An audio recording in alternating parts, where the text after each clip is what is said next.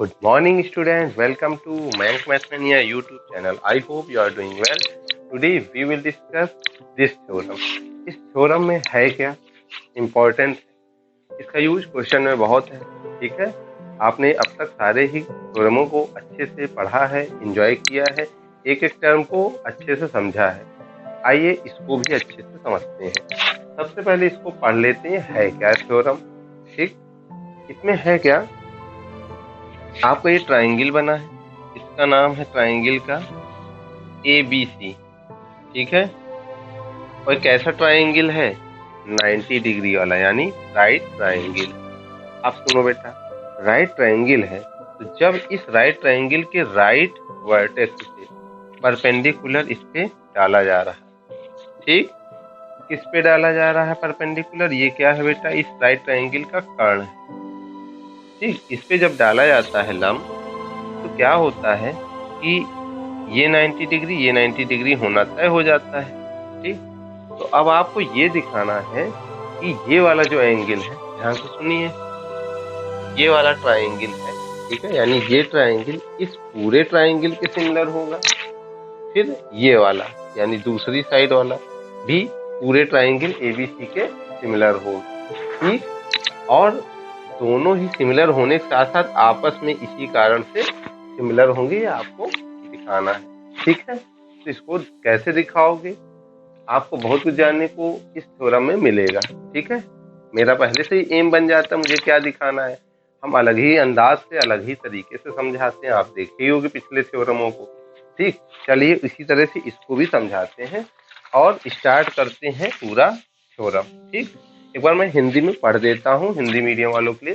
यदि किसी समकोण त्रिभुज में लंब शीर्ष से कर्ण पर लंब डाला जाए, तो लंब शीर्ष ये, ठीक है, कर्ण पे लंब डाला गया, तो कह रहा है लंब के दोनों ओर के त्रिभुज, ठीक है, पूरे त्रिभुज के सिमिलर होंगे और आपस में भी सिमिलर होंगे. ये आपको प्रूफ करना है.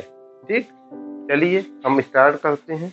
इसके लिए गिवन स्टेटमेंट जो है वो देख लेते हैं कि ट्राइंगल ABC दिया है जिसमें कोण BAC वो 90 डिग्री है और AD परपेंडिकुलर खींचा गया है BC. इतना समझ गए.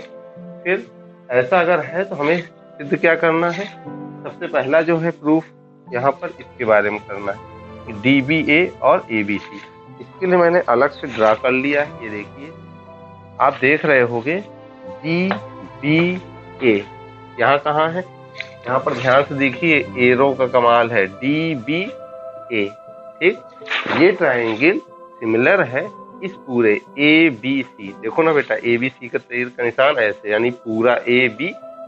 ठीक है, यानी कि आप देख रहे हो ये B सेम है.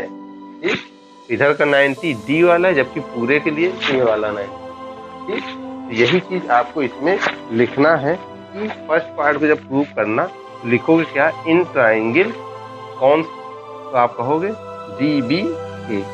ठीक, आप देखो DBA. और दूसरा कौन है ट्राइंगल, तो आप कहोगे दूसरा ट्राइंगल ABC है. ABC के लिए ABC पूरा ABC. ठीक है, बहुत ध्यान से देखिए, क्योंकि इसमें इधर से उधर अगर डायरेक्शन गई तो आप गड़बड़ कर बैठोगे. ठीक, अब देखो यहाँ से इसमें कौन सी चीज क्या है. आप देखो, उसको छोड़ दीजिए, एक किनारे मैंने अलग अलग बनाया है, इसको समझिएगा. ये D90 है, इसमें A90 है. यहाँ क्या कहोगे, angle D equal to angle A. इस कारण से बोथ परपेंडिकुलर.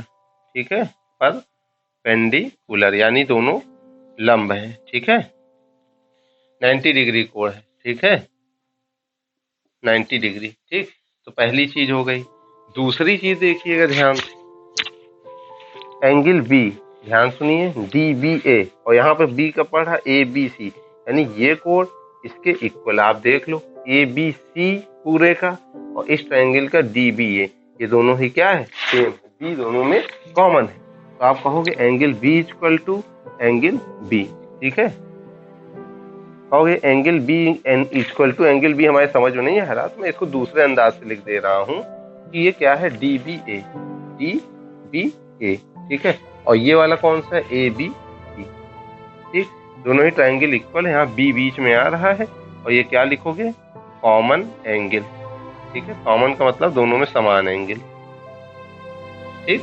अब ध्यान करो, डबल डबल यानी ए सिमिलरिटी, डबल ए सिमिलरिटी, ठीक है। तो यहाँ कहोगे बाई ए सिमिलरिटी, ठीक है, सिमिलरिटी। और याद करो, दो कोण अगर इक्वल हो जाते तो दोनों ही ट्राइंगल आपस में सिमिलर हो जाते थे। तो यहाँ कहोगे कि triangle DBA similar to triangle ABC। पहला पार्ट समझ गए ना, प्रूफ आसान था तो समझ जाओगे। दूसरा वो भी आसान में बना दे रहा हूँ, दूसरा तीसरे में थोड़ा आपको दिक्कत होगी लेकिन मैं होने नहीं दूंगा।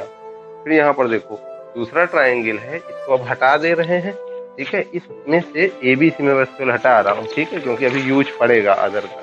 तो यहाँ से मैं ABCA हटा दिया, ठीक है।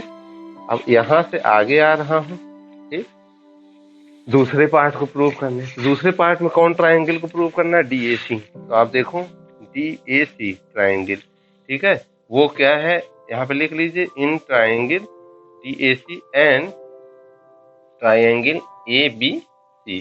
अब देखो DAC और ABC, DAC एरो मैंने कहाँ बनाया है? ऊपर की तरफ। DAC और ABC, यहाँ से ये समझिएगा कि जो ABC यहाँ B वाला, ठीक है, B वाला और A वाला अलग अलग है, कॉमन कौन है? ये C, ठीक है, कॉमन कौन है? C। और 90 डिग्री कौन है? आप कहोगे यही दोनों है, ठीक है।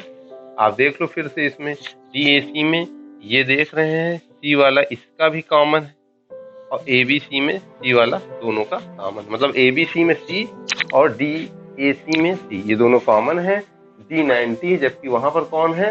A वाला 90 है, ठीक है। तो यहाँ पर मैं एक किनारे दिखा भी दिया हूँ, ठीक। तो आप कहोगे एंगल A इक्वल टू, अब यहाँ कौन 90 है, तो आप कहोगे एंगल A एंगल D के 90 होने के कारण बराबर है, ठीक है। यहाँ पर देखिए एंगल A 90 है ना, ये क्या है? 90 है। यहाँ का 90 कौन है? D है। तो angle A equal to angle D 90 degree यहाँ पर लिख लीजिएगा, ठीक है, 90 डिग्री, या लंब होने के कारण दोनों आपस में बराबर है। फिर दूसरी चीज कहोगे angle C equal to angle C। फिर से आप कहोगे C कैसे हो रहा? मैं कह रहा हूँ कि यहाँ पर देखिएगा ABC का ये C पढ़ रहा और DAC का C पढ़ रहा, तो आप कहोगे एंगल C आपका क्या है? कॉमन है। क्या है? कॉमन है, ठीक है। इसको किस अंदाज से लिख सकते हैं? इसको लिख लीजिएगा ACB, और यहाँ का जो है आपका कौन सा? ये वाला C, यानी कि ACB, ये दोनों आपस में क्या है? आपस में बराबर है। यहाँ लिख लीजिएगा C का मतलब यहाँ से आप कहोगे ACB। भाई इस ट्राइंगल के लिए ACB कर लीजिएगा, ठीक है। और इस वाले के लिए क्या है? तो आप कहोगे DCA या ACD। ACD, यहाँ बीच में कौन आ रहा? C, दोनों ही कॉमन है। अब यहाँ से क्या हो जाएगा? बाई A सिमिलरिटी, यहाँ भी लग गई ना, दो कोण बराबर मैंने दिखा दिया। डबल ए सिमिलरिटी, और मैंने बताया था कि डबल ए सिमिलरिटी का बहुत यूज होने वाला है। तो डबल ए सिमिलरिटी से दोनों ट्राइंगल ABC सिमिलर टू, ठीक है, ABC सिमिलर टू DAC या DAC similar to triangle DAC similar to ABC। बेटा डायरेक्शन देखना बहुत जरूरी है, ठीक है। जाते जाते मैं फिर से इस पार्ट को, ये B वाले पार्ट की जाते जाते मैं दिखा दे रहा हूँ कि ABC की जो डायरेक्शन है वो DAC के बराबर है, ठीक है। यानी B वाला एंगल A के बराबर होना चाहिए और C वाला C के, ठीक है। कोई जरूरी नहीं, आप दो एंगल भी दिखा के कर सकते हो। वैसे अगर उस तरह दिखा दे तो सिमिलर हो गया, यानी तीसरा भी ऑटोमेटिक सिमिलर ही होता है, ठीक है। आशा करता हूँ दो पार्ट आपने अच्छे समझा। अब चलिए तीसरे पार्ट की ओर। तीसरे पार्ट में क्या करना, ध्यान पार्ट को करने में थोड़ा खासा ध्यान देना है आपको। ये जो है क्या फिगर आप देख रहे हो, DBA है, यहाँ क्या DAC, इसको ऐसे मिला दिया जाए, यही तो बनना है। अब देखो जरा, इसको मैं DAC पढ़ रहा हूँ या CAD पढ़ूँ, बात वही, ठीक है। अब इसी तरह से यहाँ पर देखिए BAD पढ़ूँ या DAB पढ़ूँ, बात सेम। तो चलिए आते हैं, यहाँ लिख लेते हैं इन ट्राइंगल क्या आप कहोगे DBA एंड ट्राइंगल DAC। इसमें क्या है? आप कहोगे इसमें सबसे पहले ही बात अगर देखा जाए तो D यहाँ भी है और D यहाँ भी है। एंगल सी बराबर एंगल डी क्या है 90 डिग्री। ठीक है, आप देख गए हो। फिर देखो यहाँ से, अब मैं बता दूं अगर ये डी 90 है तो अब ये और ये का जो सम है वो 90 बचे, क्योंकि त्रिभुज के तीनों ही अंतःकोणों का योग 180 होता है। इंटीरियर एंगल का जो सम है 180 है। 180 में अगर ये 90 चला गया तो अभी वो 90 बचा इन दोनों का जोड़। तो मैं यहाँ पे लिख कैसे रहा हूँ, एंगल बी प्लस बैड बी ए डी। ठीक है, बराबर कितना बचा है 90 ही तो बचा है। इसी तरह से इस वाले में आ जाए एंगल सी प्लस, अब देखो चाहे सी ए डी पढ़ो चाहे डी ए सी पढ़ो, ठीक है, दोनों बात एक है। मैं सी ए डी लिख ले रहा हूँ, ठीक, बराबर 90 डिग्री।